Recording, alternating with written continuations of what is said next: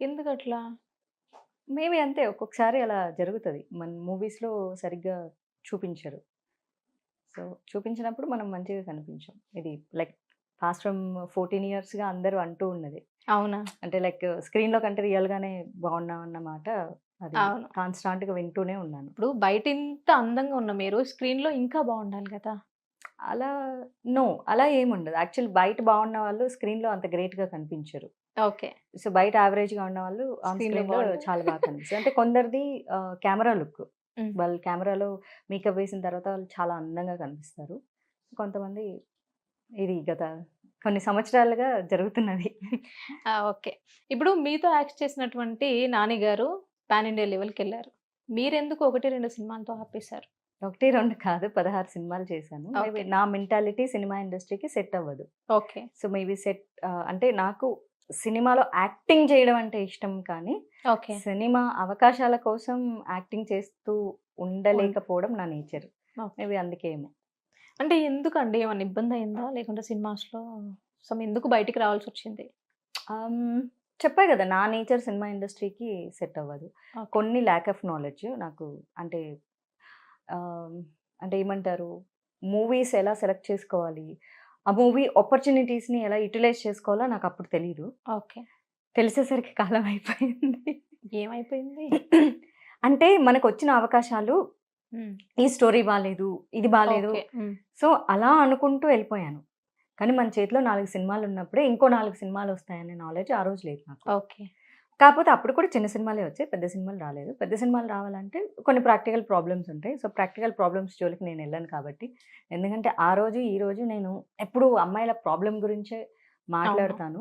So, నచ్చి చేసుకునే వాళ్ళ గురించి నేనేం మాట్లాడను. It's all up to their wish. So, నాకు కంఫర్ట్ లేదు కాబట్టి నేను ఆ జోన్‌లోకెళ్ళలేదు. ఓకే. ఇప్పుడు అమ్మాయిల ప్రాబ్లమ్ గురించి నేను మాట్లాడతాను అనన్నారు. నిత్యం అంటే ఇండస్ట్రీలో కానివ్వండి, బయట సోషల్ ప్లాట్‌ఫార్మ్‌లో కానివ్వండి, ఎక్కడ ఇన్సిడెంట్ జరిగినా గూడా వితిన్ సెకండ్స్‌లో మీరు రియాక్ట్ అయితా ఉంటారు. బట్ ఎందుకు ఈ మధ్య కాలంలో మీరంతగా యాక్టివ్‌గా లేరు? వెక్స్ అయిపోయాను.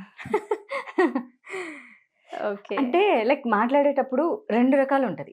అప్రిషియేట్ చేసేవాళ్ళు అప్రిషియేట్ చేస్తూ ఉంటారు. అవును. ద్వేషించే వాళ్ళు ద్వేషిస్తూనే ఉంటారు. అది కామన్. ఇంకా వాళ్ళు ద్వేషించే వాళ్ళు ఎలా ఉంటారంటే, ఇంక భారతదేశంలో ఏ సమస్య జరిగినా సరే మాధవీలత మాట్లాడాలి అంటారు. అదెలా పాసిబుల్ అవుతది? నా నోటీస్‌కొచ్చి నాకు అవును. మాట్లాడాలనిపించి, నేను స్పందించాలనుకున్న విషయం మీద నేను స్పందిస్తా. ఒకళ్ళు నాకు స్క్రిప్ట్ ఇస్తేనో, ఇంకోటో కాదు. నేనలా ర్యాండమ్‌గా ఫోన్ చూస్తున్నప్పుడు, నన్ను ఏదైనా ఇన్సిడెంట్ నన్ను కొంచెం టచ్ చేసిందనుకోండి, నా హార్ట్ మెల్టింగ్‌గా అనిపించింది. నాకు పెయిన్ అనిపించింది. సో, నేను మాట్లాడతాను. భారతదేశంలో జరిగే ప్రతి ఇన్సిడెంట్ ప్రతిరోజు నేను అదే మూడ్‌లో ఉండి నేను ఫైట్ చేయాలంటే నేను లైక్ పోలీస్‌లాగా నేను డ్యూటీ చేయట్లేదు. అవును. ఆర్మీ వాళ్ళలాగా నేను బార్డర్‌లో లేను. It is all up to my personal thing. అవును. వేరే సో, వాళ్ళకి అట్లా. క్వెషన్ చేసే రైట్ ఉండదు కదా! యాహ్! అంటే ఇప్పుడు మాధవీలత గారు ఈ సినిమా ఇండస్ట్రీలో కాస్టింగ్ కౌచ్ అనేది మేము వింటా ఉన్నాము. హ్మ్. రీసెంట్‌గా మీరు బాలకృష్ణ గారిది మూవీ దాని మీద కూడా స్పందించారు. హ్మ్. ఒకవేళ నిజంగా ఇప్పుడు సినిమా ఇండస్ట్రీలో ఉందా అది? నేను ఎవ్వరి మూవీల మీద స్పందించలేదు. ఎందుకంటే ఓకే. నేను ఈ మధ్య కాలంలో ఏ మూవీ చూడలేదు. ఓకే.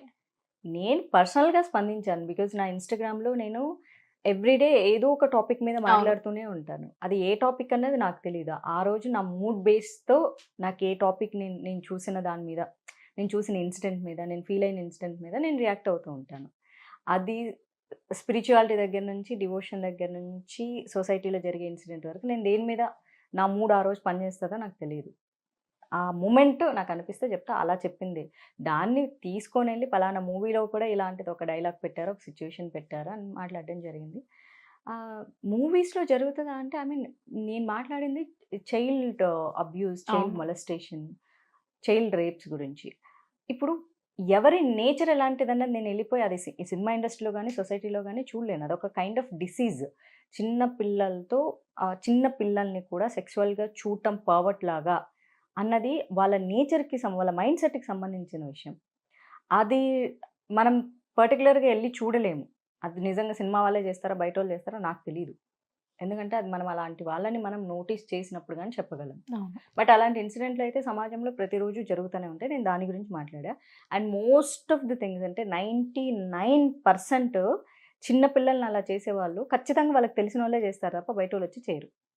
మొత్తం వాళ్ళ ఫ్యామిలీ సరౌండింగ్స్‌లో ఉన్నోళ్ళే చేస్తారు. అవును. బయటోళ్ళు రావడానికి ఛాన్స్ లేదు పిల్లల దగ్గరికి. ఐదర్ వాళ్ళ ఫ్యామిలీ మెంబర్స్ ఆర్ స్కూల్, వేరే సోర్స్ లేదు. సో ఆ ఇన్సిడెంట్స్ గురించి మాట్లాడడం జరిగింది. ఓకే. ప్రెజెంట్ ఏమైనా చేస్తున్నారా? అంటే లైక్ మూవీస్, వెబ్ సిరీస్? ఈ ఇయర్ అయితే ఒక మూవీలో చిన్న గెస్ట్ రోల్ చేశా, CI character. Okay. So very unfortunately గత 5 సంవత్సరాలుగా సినిమా రిలీజ్ అవ్వనట్లు అది కూడా ఇంకా అవ్వలేదు. ఈ 5 ఏళ్లలో 5 సినిమాలు చేశా, 5 రిలీజ్ అవ్వలేదు. అయ్యయ్యో! ఎందుకంటే రీజన్స్ ఏంటి? అంటే చిన్న ప్రొడ్యూసర్స్ కదా, సో ఓకే. చిన్న ప్రొడ్యూసర్స్ సమస్య అంతే. మీరెందుకు పర్టిక్యులర్‌గా బీజేపీనే చూజ్ చేసుకోవాలనిపించింది? ఎందుకు అంటే మా తాతగారు మొదటి ఓటు వేసింది టీడీపీ పెట్టినప్పుడట. ఓకే. అది మా అమ్మ నాకు చెప్పింది. ఓకే. సో ఆ పార్టీ ఎందుకు పెట్టారు ఎన్టీఆర్ గారు? కాంగ్రెస్ మీద పోరాటం చేయడానికే పెట్టారు. అసలు ఓకే. టీడీపీ స్థాపించబడింది యాంటీ కాంగ్రెస్. ఓకే. సో మా తాతగారు he was a anti Congress person. అందుకని ఆయన అప్పటి వరకు ఆయన ఓటు హక్కునే ఆయన వినియోగించుకోలేదు టీడీపీ పెట్టే వరకు. ఓకే. సో అలాంటి సందర్భంలో ఆయన ఓటేసినప్పుడు మరి ఆ ఫ్యామిలీలో పుట్టి పెరిగాను. నాకు తెలిసినప్పుడు రీజనల్ పార్టీ అంటే నేను పెరుగుతూ వచ్చినప్పుడు, నేను చిన్నప్పుడంతా మా ఇంట్లో చూసింది ఆ యెల్లో కలర్ జెండాలు చూస్తూనే పెరిగాను. ఎందుకంటే ఓకే. అప్పుడు మన తెలుగు రాష్ట్రాల్లో బీజేపీ లేదు. జనసంఘ్ స్థాపించబడింది కానీ 1980లో. కానీ నేషనల్ పార్టీ ఏదైనా ఉంది అంటే అది జనసంఘ్ అప్పట్లో. తర్వాత అది ఓకే. బీజేపీగా మారింది. సో ఆ తర్వాత రీజనల్ పార్టీ నేనేమన్నా చూసానంటే టీడీపీ. సో ఆ 2 అలా చూస్తూ మా ఇంట్లో పెంచారు కాబట్టి నాకు ఆ భావజాలం ఎప్పుడు నేషనల్ వైడ్ ఉండాలి.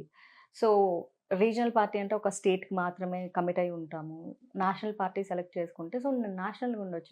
నేనెప్పుడు నేను ఆంధ్ర అమ్మాయిని, నేను తెలుగు అమ్మాయినని ప్రౌడ్‌గా చెప్తాను కానీ, బట్ నేను కన్ఫైన్ చేసుకోను. నేను ఆంధ్రానా, తెలంగాణనా, నేను పుట్టింది కర్ణాటక.